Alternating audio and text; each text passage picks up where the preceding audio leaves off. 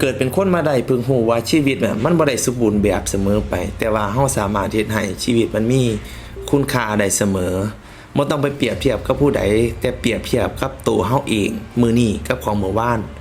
ความสุขบ่ได้อยู่ที่ปลายทางแต่ว่ามันอยู่ที่ระหว่างทางที่เฮาเดินล้มได้แต่ก็รีบลุกขึ้นมาใหม่เพราะทุกครั้งที่เฮาลุกขึ้นมาได้มันสิได้เฮาเข้มแข็งชีวิตคือการเดินไปแบบบ่มีวันย้อนกลับสิ่งสำคัญบ่ได้อยู่ที่ระยะทางที่เฮาเดินมาไกลขนาดไหนแต่มันสำคัญที่ว่าเฮาได้เรียนรู้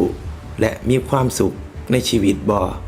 บางคนต้องรอวันพรุ่งนี้แต่ก็ลืมว่าวันเนี้ยเฮาได้ใส่ทุกวินาทีอย่างคุ้มค่าและใส่ชีวิตอย่างเต็มที่บ่ในมื้อนึงที่เฮาหันกลับไปเฮาจะได้ภูมิใจว่าเฮาได้ใส่ชีวิตอย่างแท้จริงแล้วนะ